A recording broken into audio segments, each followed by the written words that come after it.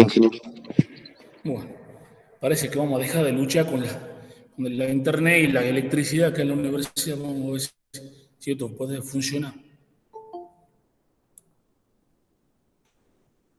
Bueno.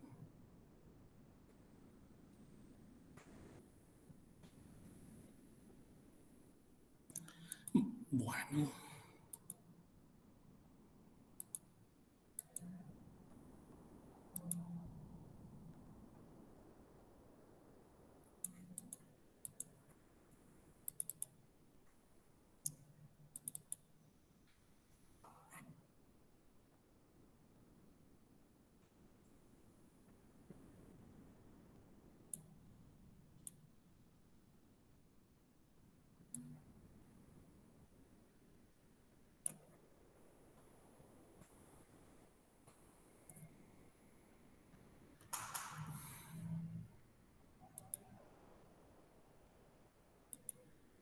Si funciona ahí.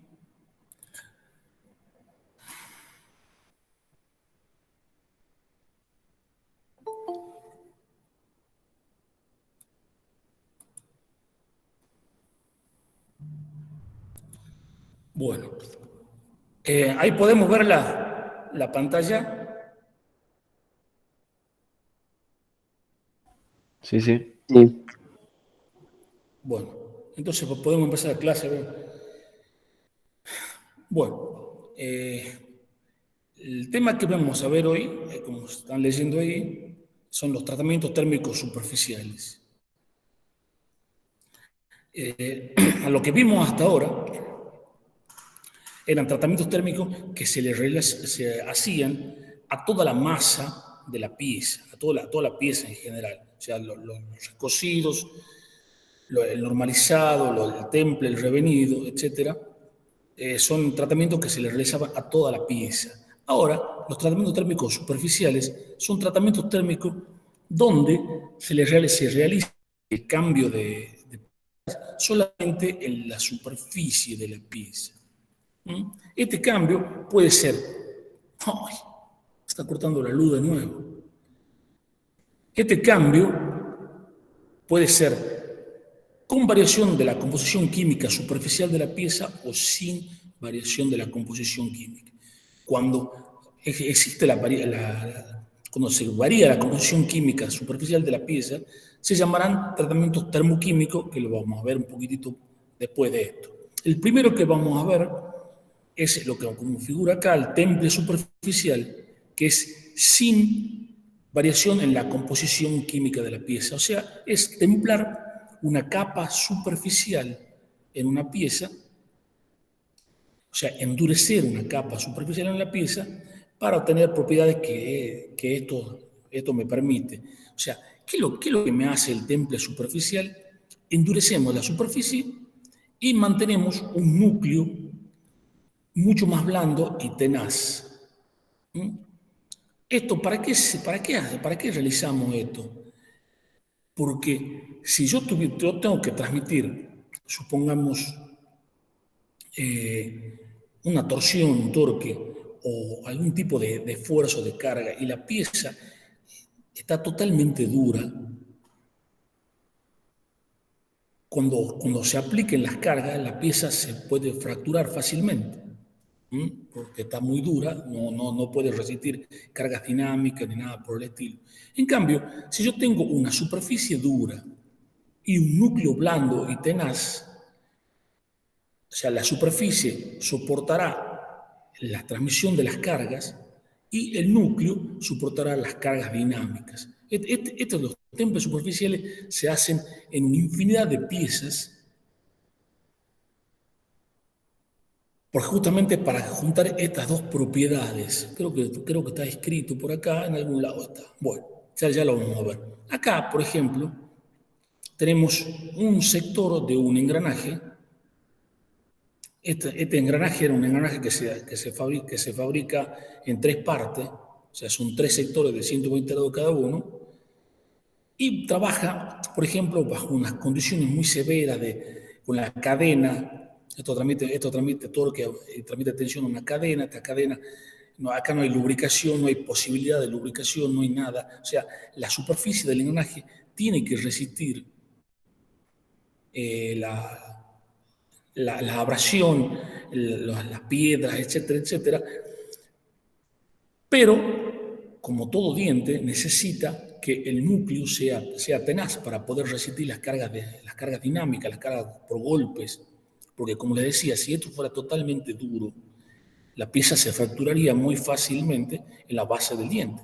No olvidemos que un diente de un engranaje básicamente es una palanca. O sea, la máxima tensión la vamos a tener en la base, ¿no es cierto? Entonces, acá necesitamos esta cuestión de un temple superficial. Acá se ve claramente lo que les estoy tratando de explicar. Esta capa, este es el diente de esa pieza que se lo ha cortado para poderlo estudiar, y se ve muy claramente la superficie templada y el núcleo del diente. El núcleo tiene una estructura muy burda, muy gruesa, que se la puede ver. Fíjense en esta una foto, ni siquiera está sacada con una lupa, está sacada con la cámara de foto solamente, y se ve la estructura muy burda del núcleo, muy gruesa la estructura, ¿no es cierto? Bueno, pero para esta pieza, que es una pieza bastante tosca también, no hacía falta realmente otra cuestión. Pero, como pueden ver, acá se nota claramente cómo se ha transformado la superficie. Ni siquiera esto tiene un revenido, es simplemente un temple. Tiene un temple superficial y un núcleo, que esta estructura, como ustedes la pueden ver, son enormes dendritas. Es una estructura que se obtiene directamente por la colada del metal en un molde. O sea, este es un engranaje de acero colado en un molde y luego ha sido templado superficialmente para poder soportar la abrasión de la cadena con la roca, con la arena, con todo donde esto trabaja. Entonces acá juntamos, como les decía, las dos propiedades. Una dureza superficial importante, esta es martensita pura, lo cual es muy resistente al desgaste, y un núcleo tenaz. Acá en el laboratorio tengo una infinidad de piezas que tienen estas cuestiones. Por ejemplo, a ver, acá nos dice, no les he puesto la foto, si no íbamos a redundar mucho. ¿Ustedes conocen lo que es, por ejemplo, un palier de transmisión de un vehículo?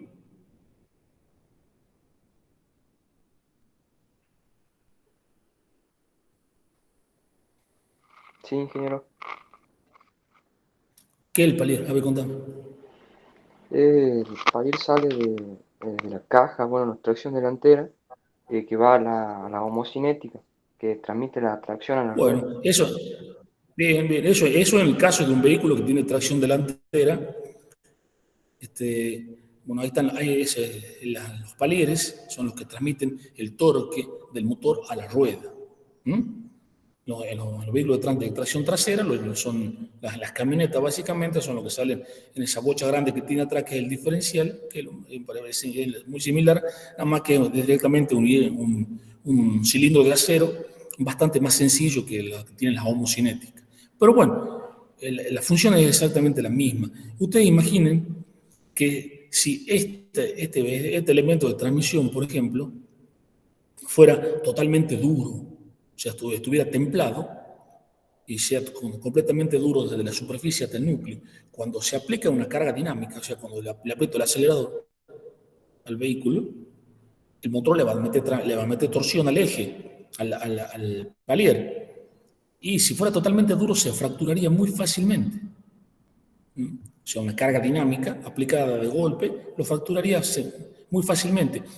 Y al revés, si este elemento de transmisión fuera, por ejemplo, totalmente blando, con una dureza baja, que podría soportar las cargas dinámicas, y cuando yo le aplico torsión, lo que haría es enroscarse.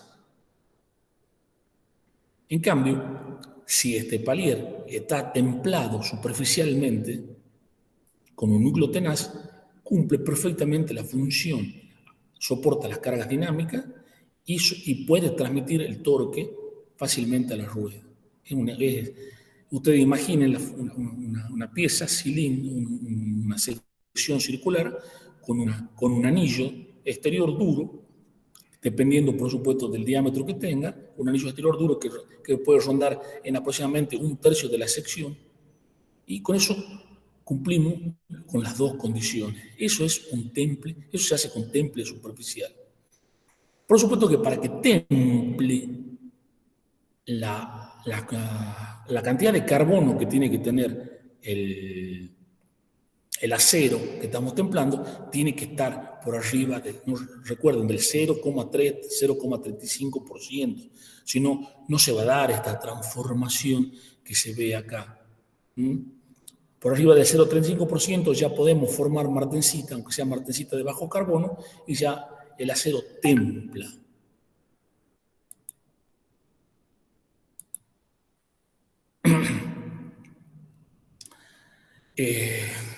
Esta pieza, por ejemplo, es una pieza que tenía 0,45%, un 1045, un SAE 1045, 0,45% de carbono.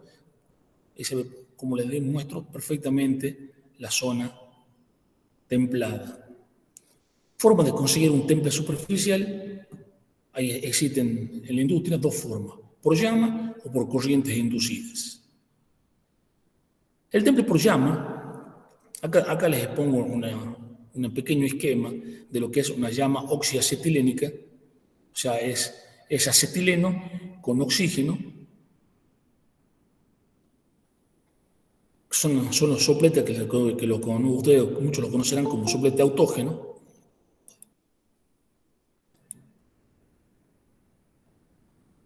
Son las llamas de los sopletes autógenos, donde acá están las distintas zonas de la llama, y si el que ha visto esto o se ha fijado alguna vez o después se fijarán cuando lo vean, un ojo un poco avesado puede determinar, aunque sea dos secciones de esta llama, el penacho y esta zona de máxima temperatura, que es la zona blanca azulada que tiene la llama. ¿Por qué se usa una llama de oxiacetilénica para calentar una pieza?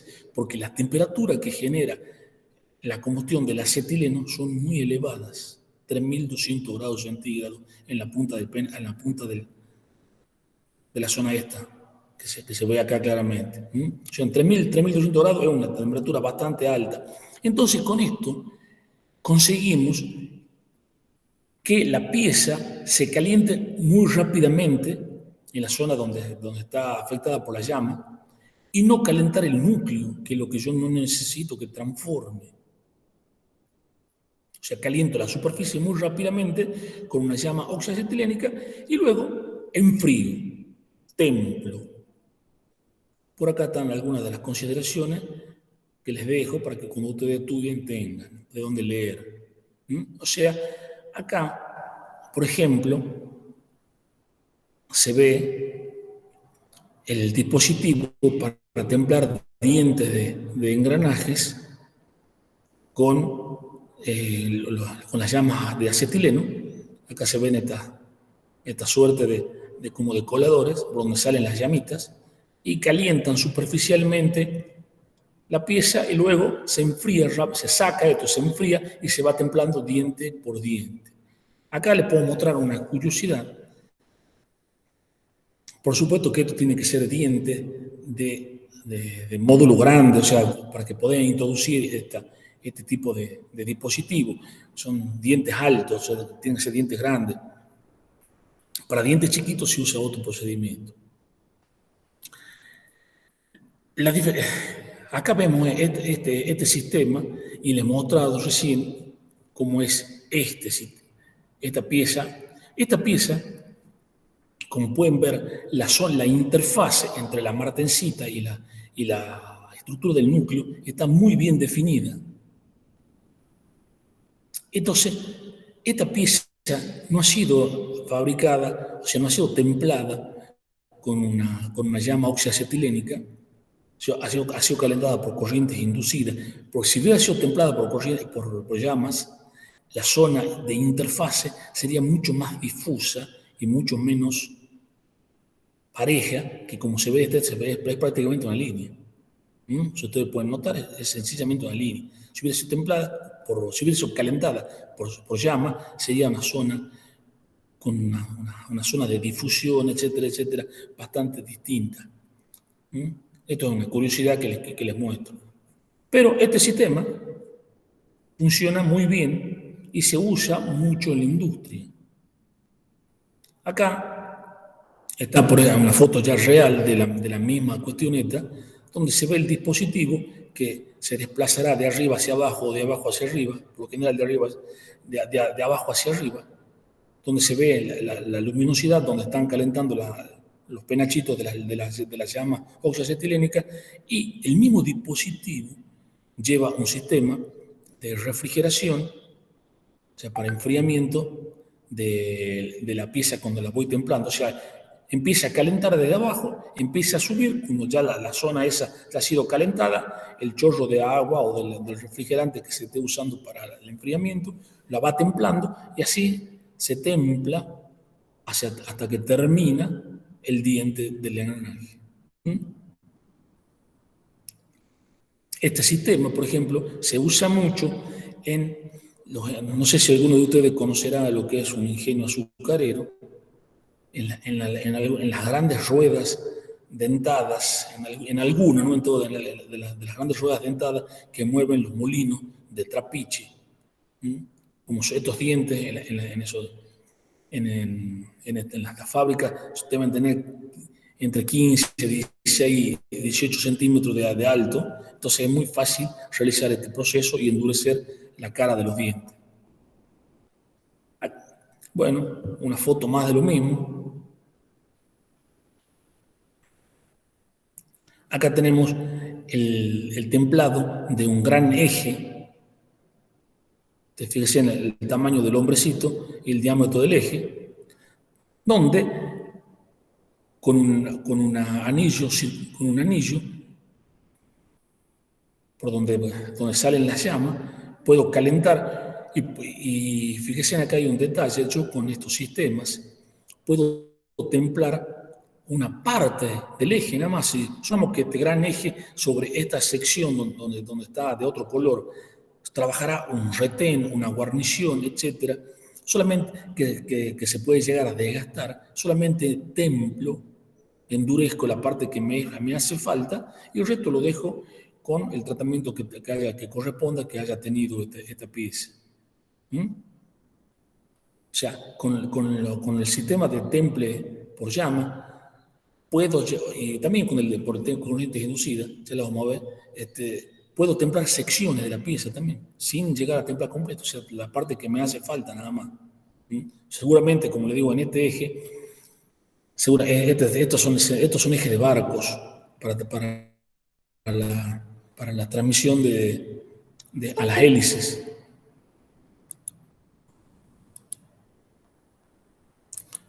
Bueno, y esta parte seguramente es la parte donde trabajará algún retén para que no pase agua para adentro. Bueno, eso es en cuanto al temple por llama. O sea, es una técnica relativamente barata en relación a la técnica que sigue, que es temple por corrientes inducidas, o también llamado temple por inducción. El temple por inducción, ¿en qué consta? Acá en la foto lo podemos ver. Se hace circular corrientes de muy alta frecuencia por estos inductores. Estas corrientes inducen corrientes de Foucault, corrientes parásitas en la superficie de la pieza, que son corrientes de cortocircuito que circularán en algún sentido, en este o en el otro, no lo sé. Estas corrientes, como están pasando a través de un conductor, generan calor por el efecto Joule. El acero tiene una resistencia al paso de la corriente, entonces el acero se calienta y regulando la cantidad de corriente que pasa por acá y el tiempo que está el inductor en la zona, yo puedo regular la profundidad de la capa que se va a templar. No sé si soy claro. Cualquier cosa me preguntan, por favor. O sea, circulan corrientes de alta frecuencia por el inductor, se inducen corrientes parásitas en la superficie de la pieza. Estas corrientes parásitas son corrientes de cortocircuito, y como el acero tiene una resistencia eléctrica, se produce por el efecto Joule el calentamiento del mismo, y luego, por lo general, estos mismos inductores tienen agujeritos que servirán para la ducha, para el templado de la pieza, o tendrán un dispositivo que ya vamos a ver un poquitito más adelante, que sirven para introducir el medio de temple y templar este anillo, en este caso de esta estría que están viendo ustedes acá. Yo acá les he puesto algunas consideraciones, todo lo que le hace falta saber a ustedes, el tema de las corrientes, y un poco más abajo creo que hay algunos datos técnicos al respecto. Fíjense en este, por ejemplo, esta es la pieza que vamos a templar. Acá está el inductor que produce este anillo que estamos templando, y acá están las duchas. O sea, muy similar al caso del diente, empezará desde abajo hacia arriba, el inductor va calentando, a medida que va subiendo el inductor, las duchas van templando la pieza y generando lo que nosotros necesitamos, un temple superficial. Acá hay un montón de ejemplos de lo mismo, muy similar al anterior, otro tipo de inductor, otro anillo. Acá se muestra cómo se va templando un engranaje, unos dientes de engranaje.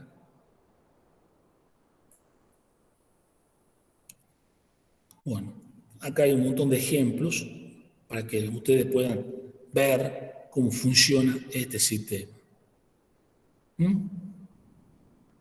Acá, sacado de la bibliografía, tenemos distintos tipos de inductores. Acá en el laboratorio, si alguna vez alguien se llega, tienen interés, les puedo mostrar, porque teníamos nosotros acá en el laboratorio, hasta que se robaron los inductores, porque estos son de cobre, teníamos una templadora por inducción. Más que me dejó la templadora, no me dejó nada. Se llevó toda la parte de cobre y de bronce para hacerlo, vaya a saber qué. Pero me han quedado algunos que otros inductores, les puedo mostrar cómo funcionan. Acá están distintas formas de inductores, por ejemplo, para producir una superficie plana dura sobre una chapa, etc. O sea, usen la imaginación y se van a dar cuenta de cómo funciona esto. Este ejemplo para templar un anillo internamente, etcétera, etcétera. Acá tenemos cómo queda. Ustedes fíjense en los distintos tonos que tiene la pieza, y esto me muestra cómo ha sido endurecida la pieza, y fíjense en el detalle de que no han templado el núcleo. El núcleo tiene la característica de la pieza base, y solamente se endureció los flancos del diente, que es la parte que a mí me interesa, que no se desgaste. En la base del diente muy, muy poquito, porque yo necesito que tenga una cierta flexibilidad acá abajo para que esto no se rompa. Acá en la foto es muy, muy interesante, como les digo. Y fíjense en la variación de colores con la tablita que yo les doy la clase pasada, para que vean, fíjense acá los distintos tonos, para que vean las temperaturas a las que terminó la pieza. Bueno, ¿qué ventajas tiene el temple inductivo con respecto al temple por llama?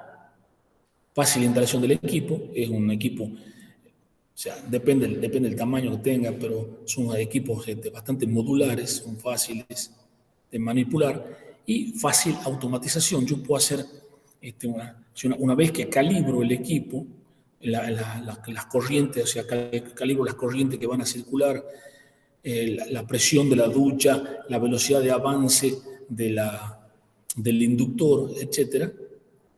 Lo puedo automatizar, y una vez que está calibrado el equipo, puedo fabricar piezas en serie con muy alta velocidad. Una desventaja, el costo del equipo. Por supuesto, todo esto está manejado actualmente por electrónica, Y bueno, algunos otros datos que les dejo acá, que es interesante para ustedes. Fíjense en el tema de las frecuencias. 1.000.000 de Hz, o sea que hace falta una planta transformadora que me eleve la frecuencia de la corriente a estos valores. O sea, esto no es tan sencillo de obtener, por eso el costo del equipo. 1.000.000 de Hz es mucho.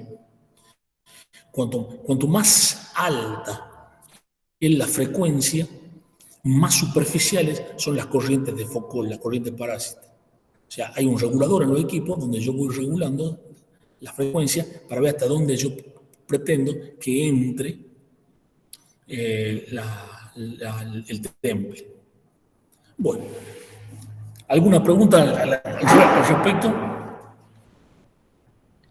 Así ya pasamos a otro tema. Ingeniero, ¿cómo Sí, se fuerte. calcula la dureza, digamos, que con la que queda la superficie? Bien la pregunta. Si tenés un poco de paciencia, te la voy a mostrar un poquito más adelante al ensayo que se hace para poder, o sea, si yo estoy fabricando esto, yo necesito controlar la dureza, o sea, cada tanto hay que romper una pieza y se le tiene que medir la dureza entre las, o sea, se hace una curva de dureza acá en toda la sección. Y un poquitito más adelante te lo muestro, está el ensayo completo. Teneme paciencia. Bien, bien. Bueno, ahora vamos a ver a qué llamamos tratamientos termoquímicos. Termoquímico es como variación de la composición química superficial de la pieza, del acero, del material. Por lo general, para variar la composición química de la pieza, se incorporan elementos como carbono y nitrógeno, o ambos, dice, ya vamos a ver qué es lo que esto significa. O sea, yo tengo una pieza que yo necesito endurecer superficialmente, entonces se hace que este material, que este acero, incorpore superficialmente carbono, o carbono y nitrógeno, o nitrógeno, para que varíe la composición química superficial y después del tratamiento térmico quede con una dureza superficial importante y un núcleo tenaz, donde no se ha variado la composición química. Para eso, nosotros necesitamos aceros con un porcentaje de carbono bajo. Acá le he puesto aproximadamente 0,20% o menos. ¿Por qué? Porque cuando hagamos los tratamientos termoquímicos se calienta toda la pieza en una atmósfera donde están estos elementos químicos, carbono, nitrógeno, etc. Se incorporan por difusión estos elementos químicos a la superficie del acero y luego se templa toda la pieza, o sea, se enfría todo, o sea, se transforma en martensita, la superficie de la pieza. Si el núcleo no tiene la cantidad suficiente de carbono, o sea, que está por debajo del 0,2% o en ese orden, el núcleo, por más que lo caliente a muy alta temperatura y lo enfríe drásticamente, no va a transformar, no se transforma en martensita. Entonces, de nuevo, tengo una superficie dura con un núcleo blando y tenaz. Acá les dejo las reacciones químicas de lo que es acá empezamos con la cementación o carburación. El nombre válido para el mismo tratamiento químico. O sea, cementación o carburación es incorporación superficial de carbono en la superficie del acero. Se parte de un núcleo de bajo carbono, se coloca la pieza en una atmósfera que está muy rica en monóxido de carbono, y acá está la reacción química que sucede del monóxido.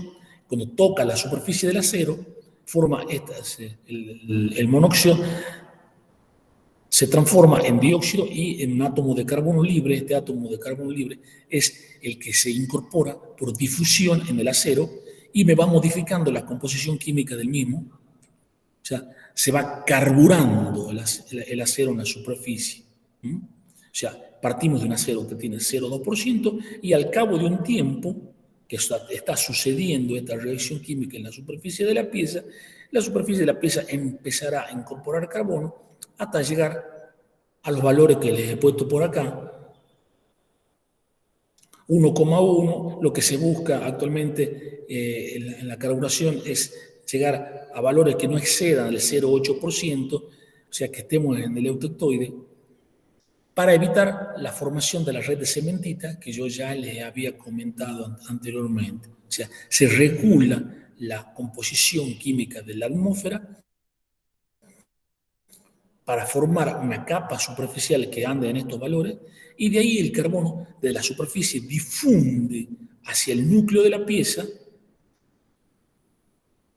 para formar una pequeña capita que nosotros la podemos llegar a controlar. O sea, acá la cuestión es regular la cantidad de monóxido en la atmósfera para llegar a estos valores en la superficie de la pieza.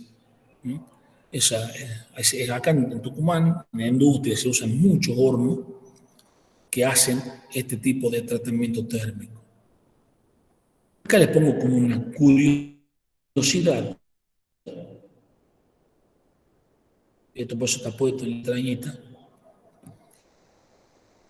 Lo que es un fenómeno al revés. O sea, si yo tengo una pieza, esto no tiene nada que ver con lo anterior, ¿no? Esto es una nota para que lo tengan en cuenta.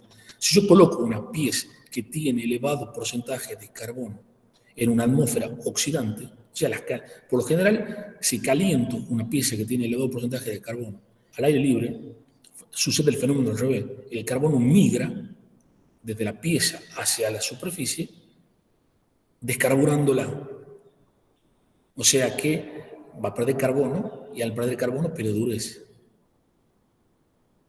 Yo acá tengo una foto, como digo, esto no tiene nada que ver con lo que le estaba hablando, pero viene al caso. Una pieza totalmente descarburada, esta pieza ha sido expuesta al aire, a la atmósfera, que tiene el núcleo tiene un cierto porcentaje de carbono, y la superficie que se empezó a poner blanca. ¿Por qué? Porque es ferrita. Ahí está la foto.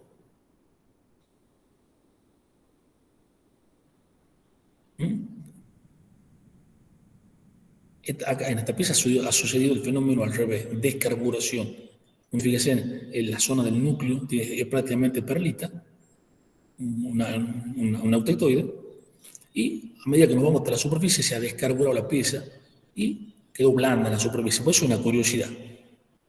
Acá está una foto de lo mismo, tomada con otros filtros, etc. Fíjense, esto sería un acero en el orden del 1040, 1035, 1040, donde se ve la zona del núcleo con las perlitas y la ferrita, y en la superficie totalmente ferrítica, porque esta pieza ha sido expuesta a alta temperatura. Entonces el carbono de la cementita se ha descompuesto y ha migrado hacia la superficie. Bueno, esto es como una curiosidad que le digo para que conozcan cómo es esta cuestión. Ahora volvamos al tema, que es a la cementación o a la carburación, y tenemos a qué llamamos nosotros capa cementada o capa carburada. Acá viene más o menos la pregunta que me hacías vos recién, ya la vamos a empezar a dilucidar. Les había dicho que en la superficie se busca que el porcentaje de carbono no sobrepase el 0,8% para que no se formen redes de cementitas.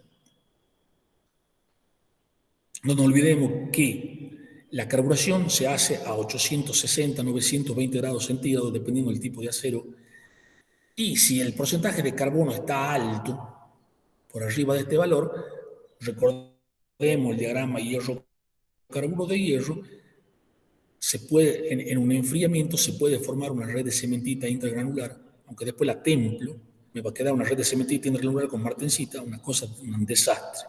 O sea, por eso se regula que no pase el porcentaje de carbono en este porcentaje.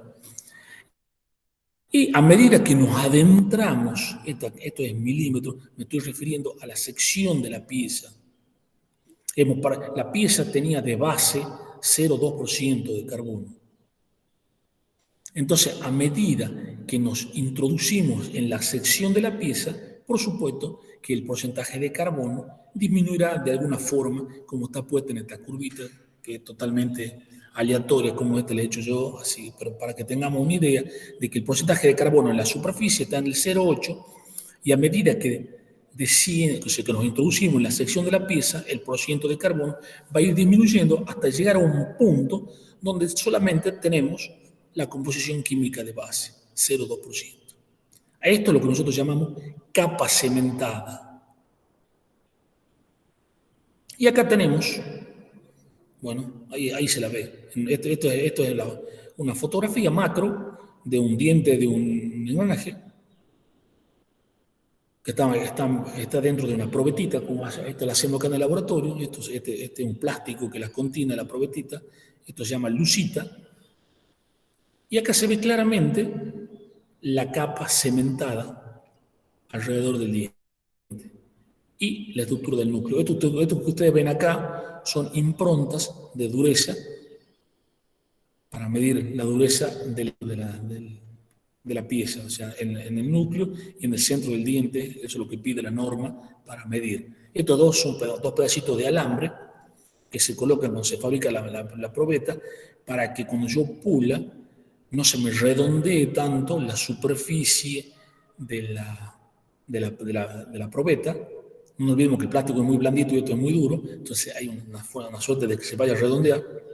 Entonces, cuando yo necesito después trazar la curvita de microdureza, que es la que vamos a ver ahora, no se me redondee y yo pueda medir bien la dureza. Entonces, acá se ve muy claramente la capa cementada, se la ve. Y acá tenemos lo que me preguntabas vos recién, lo que es la dureza, cómo se hace, cómo se mide la dureza. Acá está la foto de cómo se mide la dureza. Esto que ustedes ven, estos rombitos que ustedes ven, son improntas de dureza de un durómetro micro Beaker. Beaker es un sistema de medición de dureza, ustedes ya lo saben, que usa un diamante que tiene una sección cuadrada, es una pirámide, y mediante un instrumento que tenemos en el laboratorio podemos medir la dureza desde la superficie hacia el núcleo de la pieza. Y cómo va a ir variando el porcentaje de carbono a lo largo de la sección, 0,8% en la superficie, a medida que nos introducimos el porcentaje de carbono va cambiando.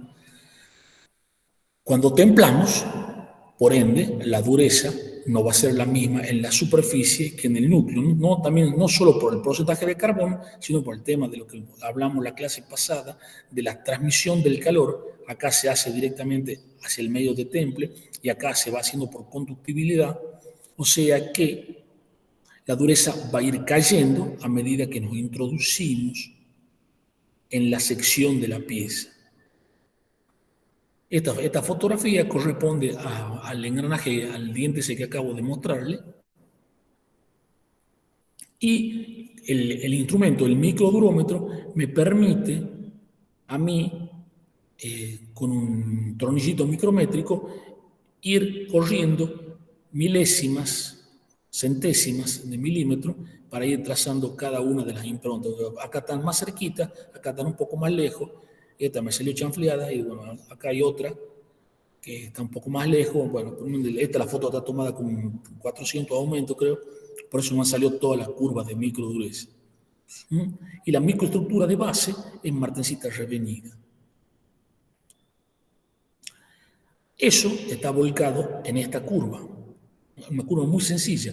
Dureza en la superficie, prácticamente en la superficie. Fíjense que no puedo tomar, o sea, con este microdurómetro no puedo medir la superficie. Necesito otro tipo de durómetro para medir acá. Tengo que tomar desde acá afuera. Pero mido a una décima, que es más o menos lo que está marcado acá, un poco menos. A una décima puedo medir la dureza en la superficie y en este caso me ha dado 800 ichirolas de Beaker en la superficie y fíjense cómo va variando la dureza hasta llegar a dureza del núcleo. Así es como se mide la dureza en las capas cementadas. Eso creo que responde a la pregunta del que me ha hecho recién. Se mide con un microdurómetro Sí, ¿te quedó claro? Sí, sí. Ahí con este diagrama, con este ejemplo, podemos ver que la capa superficial, digamos, la dura, es muy delgada. Es una Y pieza muy sí, chica. porque es lo que bueno. No, no tan chico el diente, este diente, ¿cuánto habrá tenido de módulo?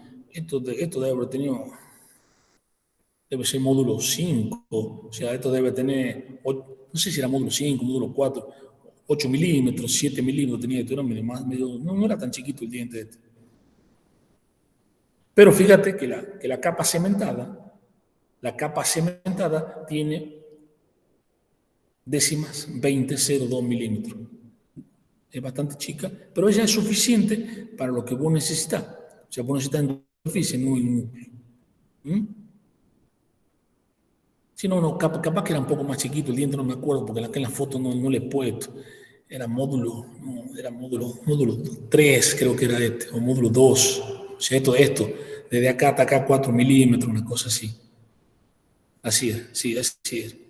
Entonces me da una capa cementada de 2 décimas.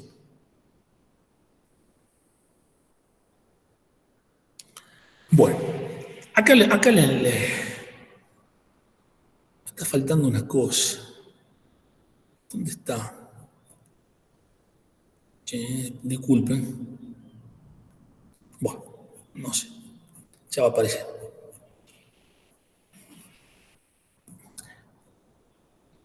Tipos de proceso para obtener una cementación. Tenemos 3 tipos de procesos básicamente. La cementación sólida, la cementación líquida y la cementación en gaseosa.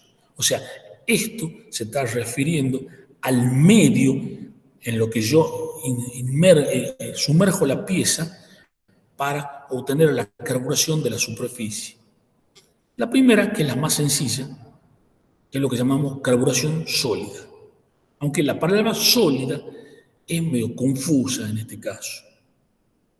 Por esto lo podemos realizar nosotros, es más, lo hacemos nosotros acá en el laboratorio, donde, ¿cómo se hace la carburación en estado sólido? Se introduce la pieza en una cajita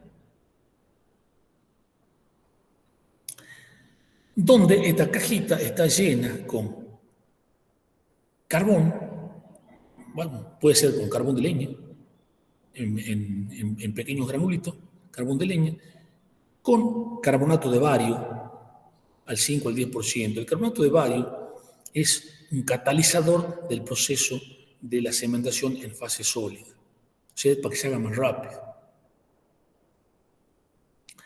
Actualmente se puede comprar los gránulos de cementante, donde ya viene la preparación hecha, y se sumerge la pieza en estos pequeños granulitos, pellets, parecen, son unas esferitas, que están hechas de esta composición química, carbón y carbonato de bario al 5%, la sumergimos a la piecita. Se pone una tapita y se introduce en un horno.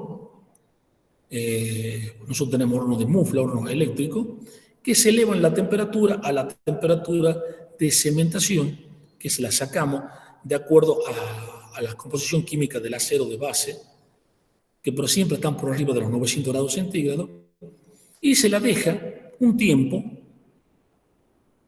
que dependerá en parte de la experiencia que uno tenga y del tipo de horno y de un montón de circunstancias que uno ya conoce, donde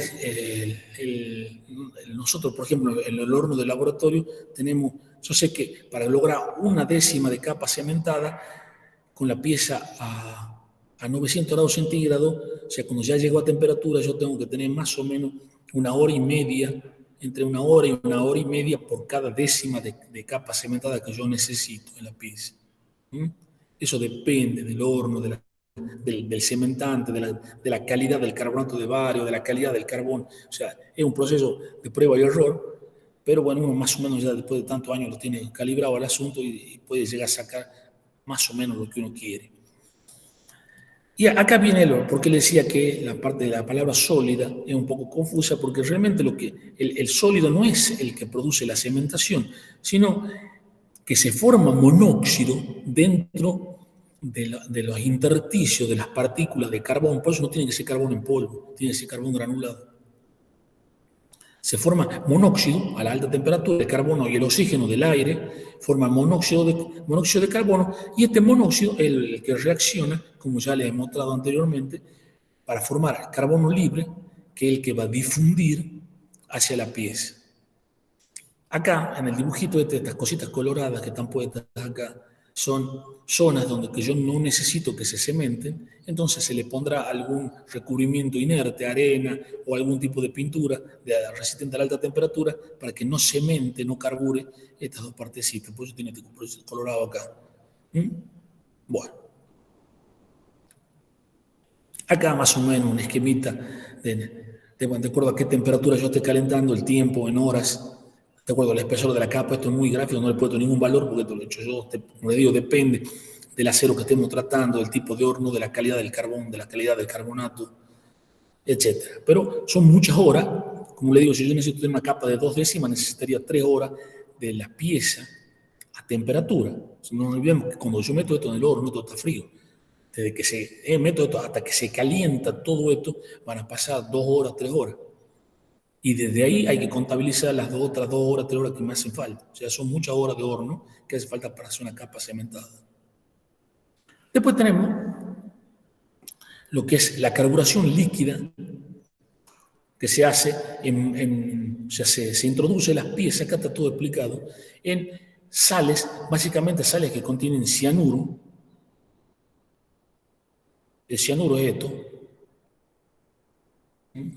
cianato de sodio, es la sal, la principal para la carburación de las piezas. O sea, se introduce en hornos que tienen estas sales en estado líquido a muy alta temperatura de oxidanización, 2 centígrados, y se descompone la molécula del cianato de sodio y se incorpora el carbono superficial, como les vengo explicando hasta ahora. ¿Qué ventaja tiene la cementación en sales con respecto a las anteriores?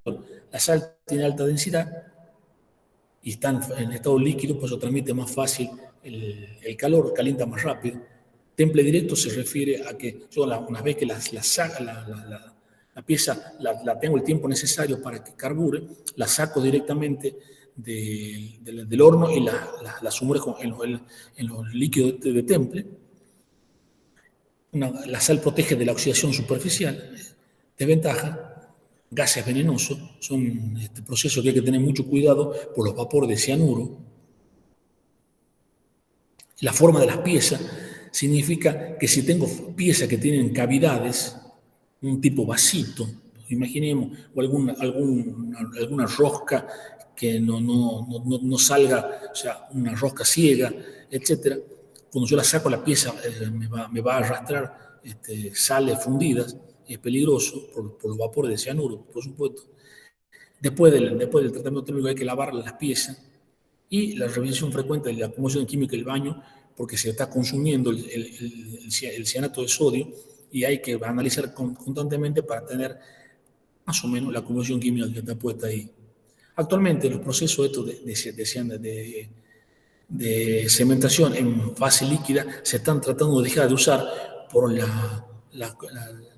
tema de la contaminación ambiental que producen, porque de cuando en cuando tenemos que eliminar la carga del horno, y eso lleva cianuro. Acá el que tenía esto hace muchos años largos era Bosch, era una fábrica que estaba a la par de Scania Argentina, acá en Colombre. Ellos tenían hornos de cianuración, pero bueno, ya se fueron en la década del 70 del año, se fueron por algunas razones políticas, etc. Bueno, después tenemos la cementación en fase gaseosa, que esta es industrial. O sea, hacen falta hornos de crisol grandes, donde se genera una atmósfera en hornos aparte. se está generando una atmósfera rica en monóxido de carbono, y en estos hornos, en este horno, por ejemplo, que se muestra en la fotografía, se introducen las piezas en canastas y la atmósfera del horno se la va regulando, ¿no es cierto? Una atmósfera muy rica en monóxido de carbono, y a alta temperatura se produce el efecto de la carburación. Luego las piezas son sacadas de la canasta y introducidas directamente en los baños de temple para que se forme la martencita en la superficie de la pieza. Estos hornos tipo crisol son hornos que sirven para hacer carburación en lotes. O sea, hago una cierta cantidad de piezas, templo, de nuevo otra cierta cantidad de piezas, templos. Eso se diferencia de los hornos continuos, que acá hay un pequeño esquema de un horno continuo, donde en este horno continuo, el horno continuo, las piezas entran por una punta y mediante una cinta transportadora se van moviendo por el horno tiene distintas cámaras con distintas atmósferas, precalentamiento, carburación, etcétera, etcétera, homogenización, difusión. El horno se va moviendo la cinta transportadora. Acá tenemos el generador de atmósfera, donde se introduce metano, se lo craquiza al metano, se forma lo que llamamos gas portador, monóxido de hidrógeno. Hay que tener cuidado porque este es explosivo. Al horno se lo calienta, porque este es el gas portador, pero el horno tiene que estar caliente. Entonces las piezas entran crudas por una punta del horno y salen cementadas por la otra punta del horno, donde directamente de esta punta van a un baño de temple para generar la martencita de nuevo, y son procesos continuos de altísima producción. Esto en la industria automotriz, prácticamente todas las fábricas automotrices tienen hornos de cementación, porque son lo que se usan para endurecer todo lo que es las piezas de transmisión de la caja de velocidades, de los diferenciales de los vehículos. Usan este tipo de hornos continuos. Esto arrancan a principios de año y se lo para después de 10, 12 meses para hacerle mantenimiento, y funcionan todos los días, día y noche, hasta que se lo para mantenimiento del horno. O sea, esto no se apaga como puede apagarse este horno, porque esto para hacer una pequeña cantidad de piezas, un lote de piezas. En cambio, esto, como les digo, funcionan permanentemente durante todo el día, todo el año. Eso es lo que es hornos de cementación continua. Ahora vamos a ver qué es la carbonituración. Incorporación superficial de carbono y nitrógeno.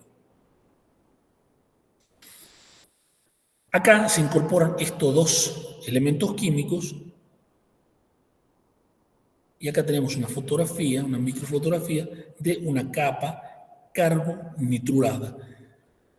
El nitrógeno, por acá cuando ustedes lo lean, es un inhibidor de la difusión. O sea, el nitrógeno hace que la difusión desde la superficie hacia el núcleo sea muy lenta.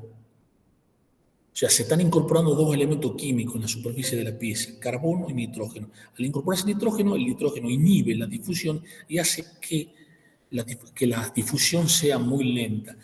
Por ende, esto hace que las piezas tengan capas carbonitruradas muy delgaditas. ¿Y yo para qué necesito una capa carbonitrurada muy delgadita? Para piezas chicas. Si yo solamente carburara una pieza, tendría desde que la introducimos hasta que se caliente, todo sería el proceso muy rápido con una carburación, me daría una capa muy gruesa, o sea, cementaría hasta el núcleo. En cambio, modificando la atmósfera con la incorporación de nitrógeno, me disculpan, ¿quién me está hablando por teléfono?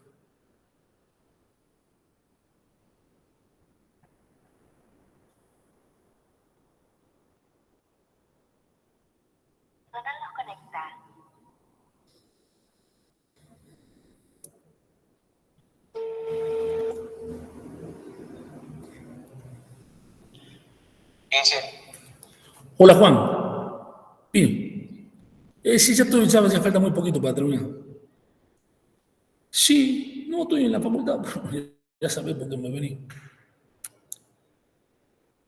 Sí, no había internet. No me lo recordé, no había internet. Tenía que andar a las corridas. Ahora sí hay, pero tengo que hablar a los electricistas, todo, para que me habiliten, sí. No, pero, no, ¿para qué? Si como vos quieras, si lo mismo, mejor. Ah, bueno, te espero. Bueno, te espero. Te veo. Bueno, disculpen. Volviendo al tema, entonces, la carbonitración da capas muy finas. Entonces se usa para el endurecimiento superficial de piezas chiquitas, como esa que ustedes también, un tornillo rocachapa. No sé si ustedes conocen lo que es un tornillo rocachapa. Sí. Sí, bueno, los tornillos rocachapa tienen que, por lo general se hace un pequeño agujerito en la chapa y se introduce este tornillo, ¿no es cierto? Que por la que la corta la chapa realmente, por eso tiene los bordes de la rosca filosa, la corta la chapa y para poder roscar sobre la misma. Entonces, si esto fuera blandito, la chapa lo destruiría a los filetes de rosca. Entonces, los filetes de rosca de los roscachapas, especialmente los roscachapas de buena calidad, no cualquier cosa, pero por lo general son la mayoría también hechos, tienen una capita de algunas, ni siquiera centésimas, a veces llegan a micrones, de una capa carbonitrurada, como la que ustedes están viendo acá arriba, para que el filete del tornillo sea duro y pueda cortar la chapa. O sea, es un proceso que sí se usa y se usa mucho. O sea, ¿cuántas veces hemos usado esta pieza, un tornillito, sin saber que estaba carbonitrurado? Ahora vamos a ver el proceso de nitruración, que es un proceso donde se incorpora solamente nitrógeno superficial en la pieza. Acá incorporábamos carbono y nitrógeno. O sea, estas piezas, las piezas carbonitruradas, deben ser templadas para que el carbono que contiene la austenita transforme y se endurezca y me dé martensita. O sea, yo carbonitruro y luego templo. En cambio, con la nitruración se incorpora solamente nitrógeno superficial en la pieza y el resultado da que las piezas no deben templarse.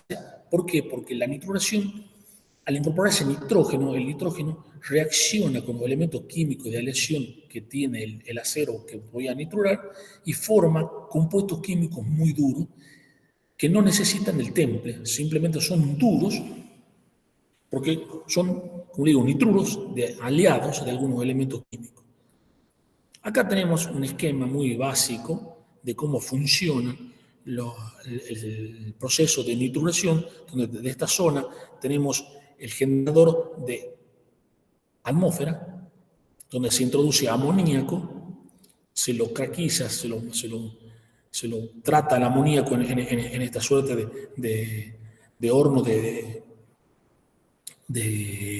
son unos ritos de retorta, donde se rompe la molécula del amoníaco y la introduzco en un horno, el horno de nitruración básicamente, donde se introduce nitrógeno en estado atómico, no como nitrógeno 2, sino como nitrógeno, y este es el que se va a incorporar a las piezas que yo necesito nitrurar. Este horno, por supuesto, se calienta con gases, porque es un proceso que se realiza a una temperatura entre los 550 y 650 grados centígrados, que es todo este sistema que ustedes ven acá abajo, donde el horno es recorrido por una corriente de gases calientes para llegar a la temperatura de nitruración. O sea, por supuesto que cuando vayamos a rendir, no vamos a exigir que me dibujen este tipo de esquema, pero que hay una parte, que quiero que sepan que existe una parte donde se genera la atmósfera, igual que en el horno de cementación, y el horno de nitruración en sí mismo, es donde se incorpora el nitrógeno. Acá tenemos las condiciones para que, o sea, para nitrurar. Los aceros para nitrurado son aceros que tienen que llevar elementos de aleación como principalmente el aluminio. Son aceros al aluminio. Este elemento es fundamental para nitrurar aluminio. Luego tienen vanadio, cromo, molibdeno en algunas otras proporciones. Pero los aceros de nitruración tienen que llevar aluminio. Acá está la temperatura a la que se genera, el proceso. Y acá está la explicación de cómo funciona. El nitrurado tiene la propiedad con respecto a la capa carbonitrurada o a la capa cementada, que las capas nitruradas son muy resistentes al desgaste. O sea que cuando yo debo, o sea, poner en un plano de fabricación de una pieza que la superficie debe ser nitrurada, si estoy buscando una gran resistencia al desgaste que la carburación y algunos otros tratamientos no me la pueden dar, ni siquiera el temple, nada de esto, sino las capas nitruradas son muy resistentes al desgaste. Y acá está todo explicado de cómo funciona esta cuestión. Ventajas de la nitruración: dan superficies muy duras sin necesidad de temple. O sea, fíjense que estamos hablando de temperaturas del orden de los 500, 550 grados centígrados. O sea, son temperaturas relativamente bajas con respecto a los 900 grados de la cementación, lo cual ya es una ventaja por el tema de la distorsión por la temperatura de la pieza. Esta es muy resistente al desgaste. Esta es la parte más importante que yo estoy buscando cuando yo indico que la pieza debe ser nitrurada. Durante el proceso de nitruración se produce o se genera en la superficie de la pieza una capa que se llama capa blanca. Ya la vamos a ver en la fotografía. A ver, vamos a la fotografía directamente. Esta no la tiene, esta sí la tiene. Una capa blanca, se genera una capa blanca que es una capa de nitruro de hierro y nitruros aliados. La capa que está por debajo, acá está medio azul porque se me lo ha quemado cuando le he hecho el ataque químico, son directamente nitruros aliados, nitruros de aluminio básicamente, y de vanadio y de cromo, etcétera, etcétera, que son los componentes realmente duros. Esta capa blanca que se forma es una capa muy dura, pero es muy frágil, que si tiene espesores relativamente muy bajos, no es un problema. Pero si se genera una capa blanca más gruesa, es necesario sacarla mediante un proceso posterior a la nitruración, que hay que rectificar la superficie de la pieza, porque si no, cuando la ponemos en funcionamiento, esta capa con pequeños golpecitos se despostilla y es un problema.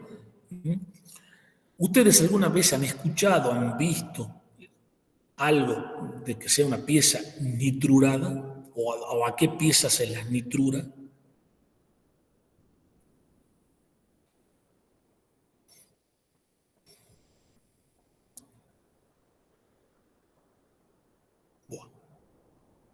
A las herramientas de desbaste. No. Si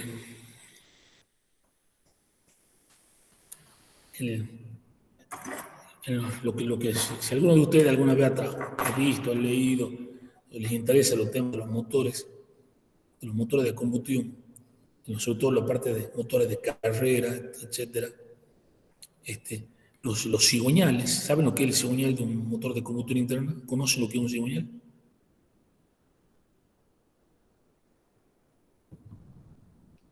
Sí, el que transforma el movimiento rotatorio en oscilatorio. El alternativo, no, al revés, el que transforma el alternativo en rotatorio. Bueno, Claro. a ver, esperen un cachito. A ver si tenemos internet, lo podemos ver.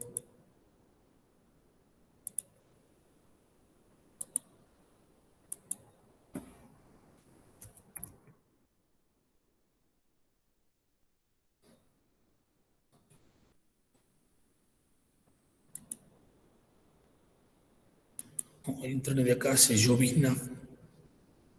Bueno, acá se ve algo del Mercado Libre.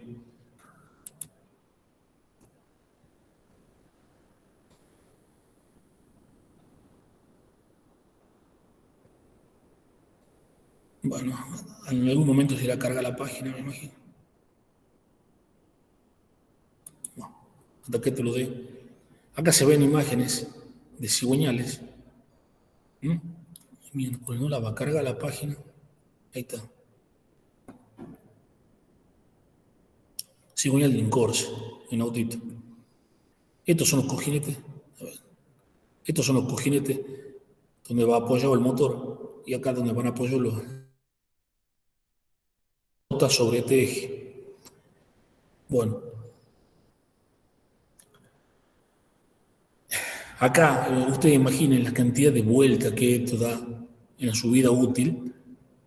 Entonces, por supuesto que este auto no son niturados porque es un auto barato, pero estas superficies, en los autos de buena calidad o los autos de competición, se nitruran. O sea, esta pieza, en su momento, se la fabrica, por lo que vamos a ver la clase que viene, cómo se la fabrica.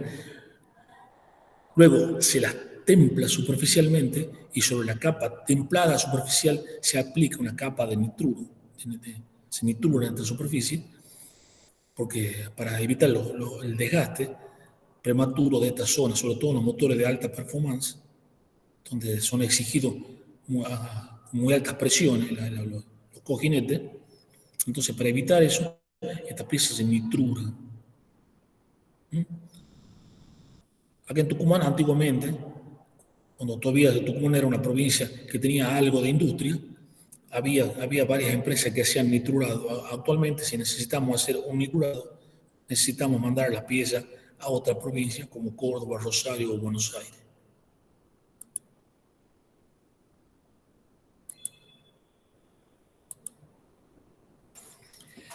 Otras piezas que se nitruran, a ver si tengo acá. Bueno, acá están las imágenes de lo que es el nitrurado, cómo queda esta pieza, por ejemplo, no tiene la capa blanca, y acá se ven claramente los nitruros de esta forma de plumitas, de agujas, que son los que son muy resistentes al desgaste. En esta fotografía se nota también una curva de microdureza que se hizo esta pieza para medir hasta dónde llega la capa nitrurada. Este es el envejecimiento. A ver, ¿cómo estamos de tiempo? Sí. A ver, le voy a apagar las cámaras porque capaz que esto me consume mucho.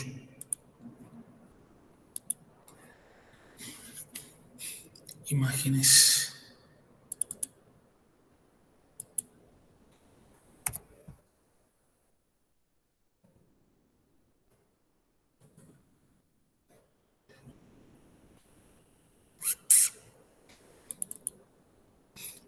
Ahí tenemos algunas imágenes de piezas nituradas. En esta pieza sí tiene una capa blanca, con más aumento. Esa la ve clarito, la capa blanca, pero no es tan gruesa. Ahí fíjense, esta sí era relativamente gruesa, cuando tiene 293 micrones la capa blanca. O sea, esta capa necesariamente debió ser rectificada antes de ponerse la pieza. Ahí están. Bueno, no, lo que no les quería mostrar esto, les quería mostrar otra cosa de nitrurado.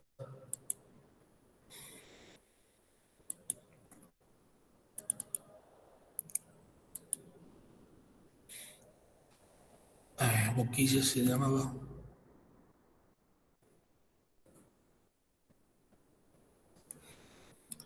Acá tenemos otras piezas nitruradas. Esta es una boquilla rota. Estas son boquillas que se usan para la limpieza. A ver si tengo la foto completa. Acá está. Hola, Juan. ¿Cómo andás? Ya termino. 5 minutos, ya termino. Ya te veo. Trata de dejarla abierta para que me corra aire, por favor. Sí, por favor. El viento de la sierra. Gracias. Gracias. Bueno, acá ustedes pueden ver la pieza completa, donde esto que ustedes están viendo acá se introduce dentro de los tubos de calderas o de cualquier intercambiador de calor, donde se depositan corrosión, etcétera, y se usa para limpiar estos tubos. O sea, el agua a muy alta presión, 2000 bares aproximadamente, entra por la parte de abajo de la boquilla, va por dentro, sale por estos agujeritos se conectan con estos agujeritos, y esta piecita rota sobre este ejecito a 2000 bares. 2000 bares es una presión muy alta. Muy alta. 2000 bares no es para jugar. Entonces, esa rotación y el desplazamiento de esta boquilla por dentro de los tubos hace que se limpie el tubo. Entonces, pero como esta boquilla trabaja en un ambiente muy, muy abrasivo, toda esta pieza está nitrurada superficialmente para poder soportar el trabajo al cual está realizando. Una piecita tan sencilla, sin embargo, tiene bastante ciencia y bastante tecnología mismo. Bueno, acá está cómo se ha hecho el ensayo, la piecita incluida, la dureza, fíjense en la dureza en la superficie, 64 Rowell C, el núcleo 34. El núcleo no es tan blando porque se ha hecho sobre una pieza que está templada y revenida. Acá tenemos la dureza Baker y las microestructuras de las mismas. Bueno, esto es el análisis de las fracturas, es otra cosa. Entonces, que quede claro, cuando yo necesito, o sea, cuando yo voy a indicar que la pieza se nitrure, lo que estoy buscando es resistencia al desgaste. Y dureza superficial, por supuesto. Después tenemos el último tratamiento térmico que me queda, es el endurecimiento por precipitación o precipitation hardness, como les había dicho cuando estudiábamos los diagramas de equilibrio de fase. Estos tratamientos, el tratamiento de envejecimiento o endurecimiento por precipitación, se realiza, como digo, a las lesiones no ferrosas principalmente, pero también a algunos aceros. Ya cuando les he mostrado la clasificación de los aceros, les he mostrado que había aceros endurecibles que se podían endurecer por precipitación, sobre todo los aceros inoxidables. Algunas clases de acero inoxidables tenían sus siglas pH en la denominación del acero. Bueno, ¿en qué consiste el tratamiento de endurecimiento por precipitación? Para que podamos endurecer una aleación por precipitación, tiene que la curva de Solbus de la pieza tiene que presentar mayor solubilidad a mayor temperatura. Esto ya lo hemos visto en la clase, no vamos a detenerse en el tema, pero a menor temperatura, una solubilidad, a mayor temperatura, mayor solubilidad del elemento A en B o de B en A, depende de qué lado de la curva estemos hablando. Entonces, el tratamiento, ¿en qué consiste? Ahí te explico en detalle. El tratamiento consiste, si yo tengo la aleación a temperatura ambiente, cuando yo la he fabricado, recordemos que cuando enfriábamos desde la parte líquida al estado sólido, acá se generaba la fase alfa en este punto se saturaba, cuando tocaba la curva de Solbus, segregaba fase beta, que se ponía en borde de grano y así hasta temperatura ambiente. Entonces, la microestructura que tendríamos a temperatura ambiente es granos de alfa rodeados de beta. Por supuesto que no todas las aleaciones pueden endurecerse por precipitación. Es necesario que la fase beta sea una fase dura y la fase alfa sea una fase blanda y dúctil. Así como está la pieza a temperatura ambiente, no me sirve de mucho. ¿Por qué? Porque tenemos una red intergranular de una fase dura rodeando granos blandos. O sea, no puedo hacer absolutamente nada. No la puedo formar plásticamente, nada. Entonces, ¿qué se hace con esta pieza y para qué necesito estas cuestiones? Acá está el tratamiento de solubilización. O sea, yo parto de esto, o sea, compro el material y voy a fabricar, por ejemplo, un remache. Un remache, ¿saben lo que es un remache?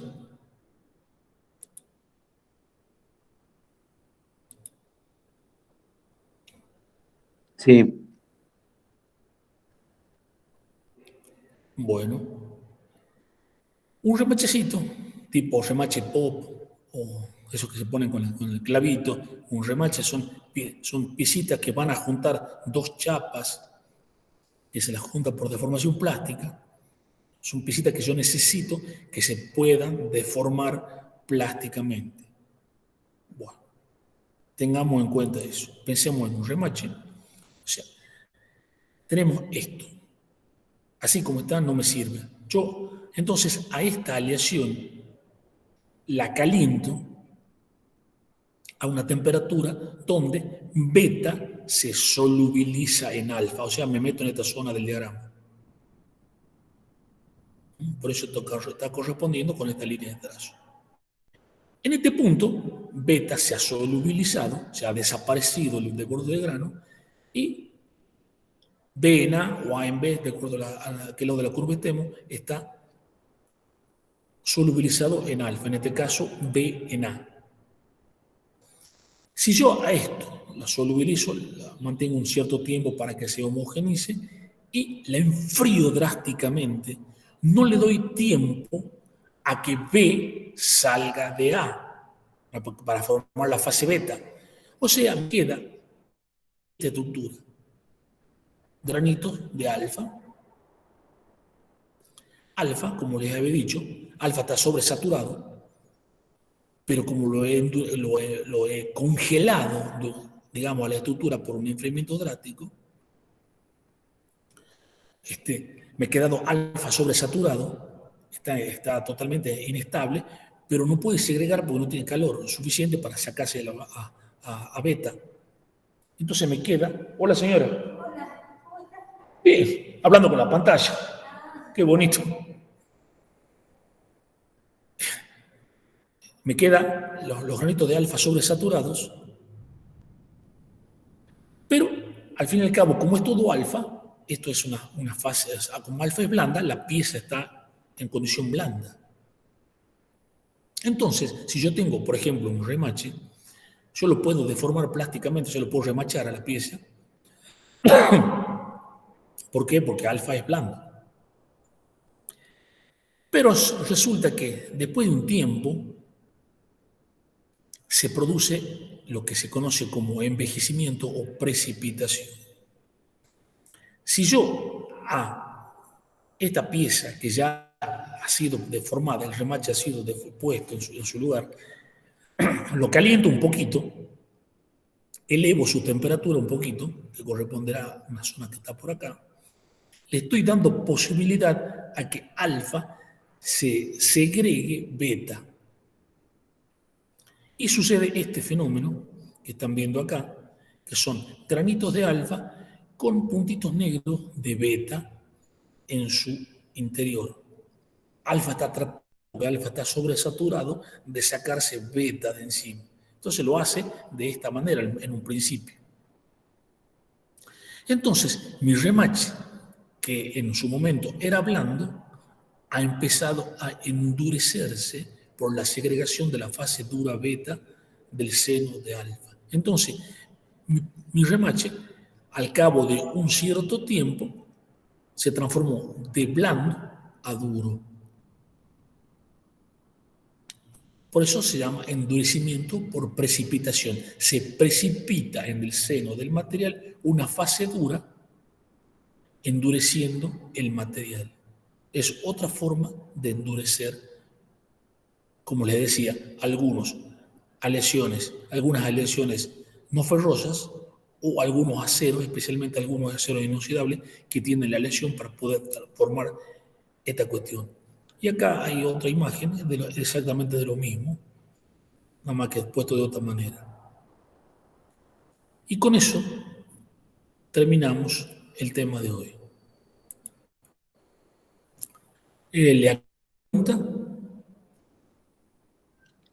Ingeniero, en el ejemplo este del remache, ¿de qué nos serviría hacerle este tratamiento? O sea, no necesitamos que el remache sea blando, digamos, para que se deforme plásticamente de una mejor manera. Te escucho muy entrecortado de nuevo.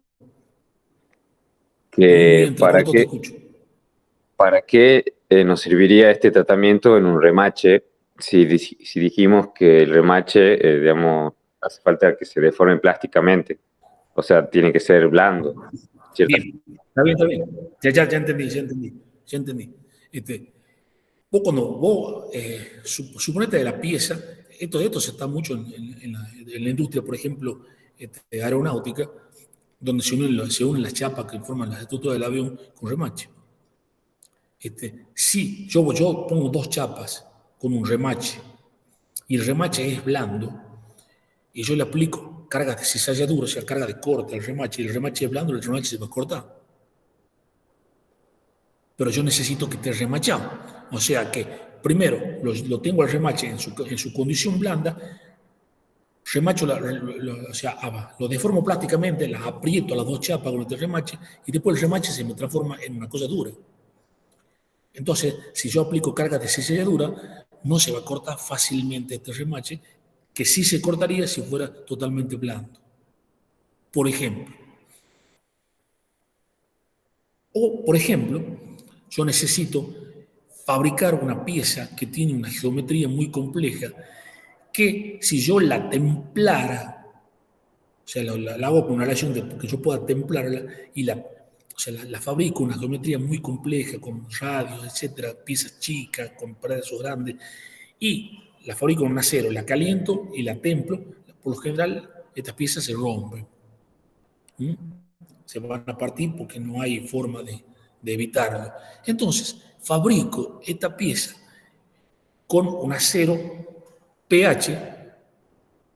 Entonces yo la fabrico cuando el acero está en la fase blanda, la mecanizo, la rosco, la freso, le hago radios, etcétera, etcétera, y después le aplico un poco de calor para envejecerla a la pieza, para que se precipite la fase dura. Entonces la pude fabricar y después la tengo en condición dura, que es lo que yo necesitaba. Para eso se usan estos tipos de aleaciones. ¿Está claro? Sí, muchas gracias. Bueno, ¿alguna otra pregunta?